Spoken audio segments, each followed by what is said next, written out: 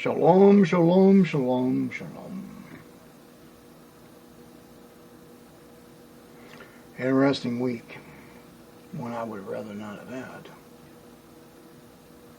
Really, I would have preferred not to have it. But I seem to be like a magnet to nuts.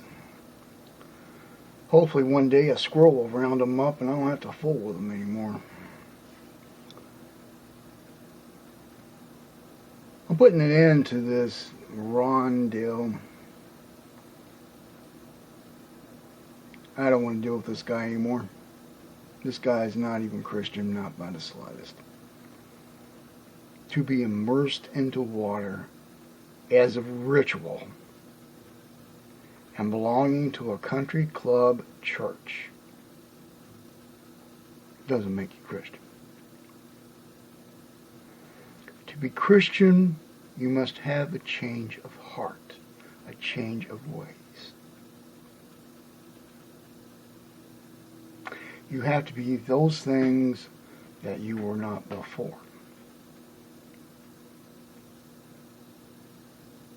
You have to be loving, charitable, kind, respectful, understanding.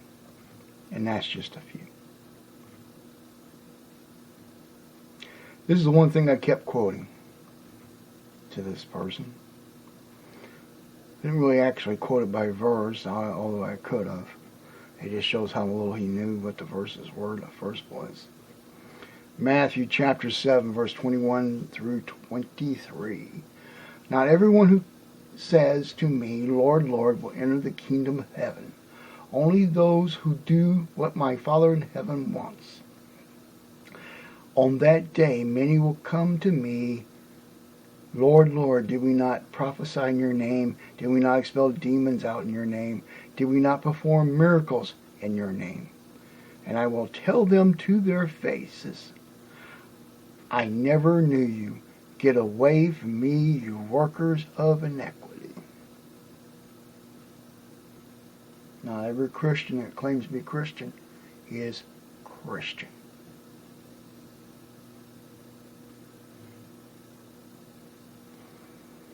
To be Christian is to walk in Jesus Christ's ways. You have to walk in Jesus' ways, not your ways.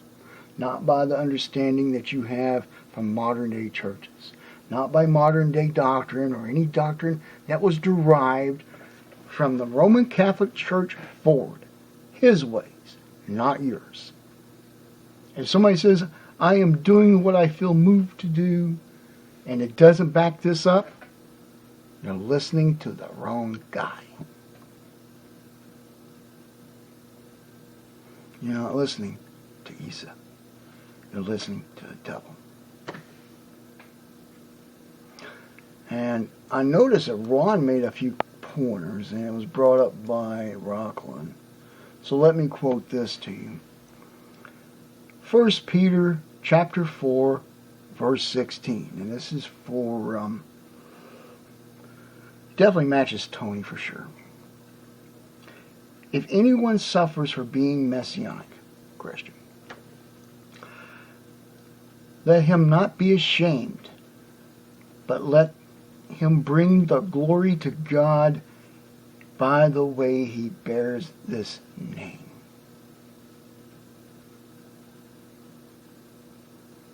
Sorry there, Ron. Tony's more Christian than you will ever be. He just has a few questions that's not answered. He might be later. He may not be later. That's his choice. We are not to take things away from people just because our country club Christian church demands it. And beating people over the head doesn't do anything but make enemies. And it's also not what he's about.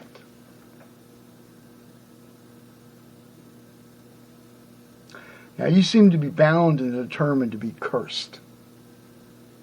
Okay? Fine. You're cursed. Fourth person in my life I've ever cursed. Bothers me that I have to resort to that to do what I must. But before you go on a little wagon trail, you might want to look up Noah. He cursed one of his grandchildren. Other curses have been done too, Ron. Doesn't make it anything evil. But yes, I have cursed 3 people in my life. They crossed some serious lines. Now, when I read a certain passage, which is out of Deuteronomy, I want to say chapter 18, I think it was, which would have been not a great match, but close enough using the interpretation of God, wasn't acceptable. So, coming out of a Roman Catholic faith system, which has its problems, by the way, and being in a spiritual depression for years, when I read that passage, I knew. It doesn't require any magic. It just requires a sentence. Ron, you're now cursed to not have the mask of deception over you. People will see you for whom and what you truly are. You have nothing to hide behind. The true essence of your being will ooze through your pores as sweat. They will see it as the breath upon them, and it will be excreted by your soul. That anyone who looks upon you will know you for whom and what you are. And you can't hide anymore. That's it. That's the curse. Don't laugh. Curses are funny things. People may perceive themselves in many ways. They might see themselves in great righteousness. But to quote the Bible, a person in ultimate righteousness in in human eyes, is considered as filthy rags. The actual words translated correctly is menstrual rags. There is no one righteous. Not even one. Don't believe me? Ask Sarai. She'll teach you that. She quotes that all the time. Trust me, she does. I guess it's something that she's reminding herself of from time to time. I don't know. But she quotes it frequently. She can teach you a lot. If she has the patience, which I don't. So, you got your curse, Ron. You're number 4. The other 3 are released and have been for some time. And this curse will remain with you until the day of judgment. You can't hide anymore, Ron. But it's like a mustard seed. You know?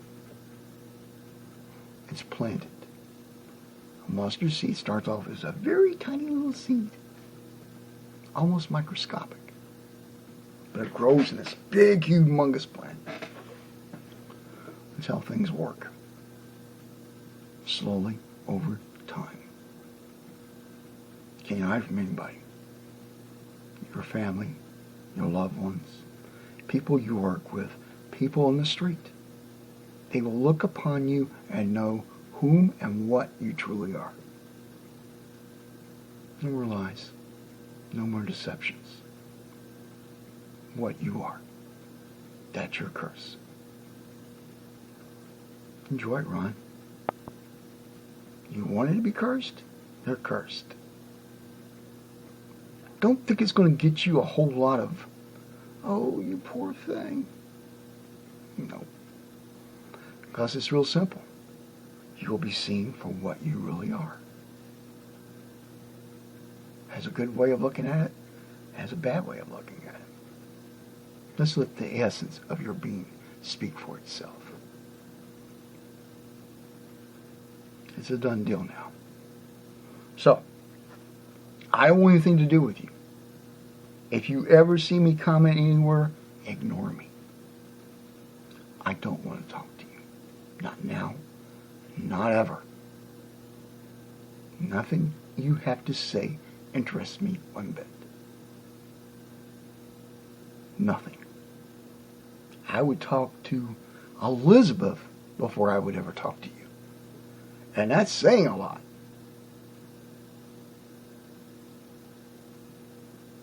It's done. It's ended. Don't trouble me anymore. Things can become worse because the essence is now seen. Well, you have what you want. It's not as spectacular as you probably would have preferred. I guess I could have drawn a pentagram or something just to amuse you. I never used one anyhow. Or I could have done, a little fireworks show. I don't need that. That's just fluff. And not that you really know this, Ron, but you don't need trinkets, objects, symbols, spells per se.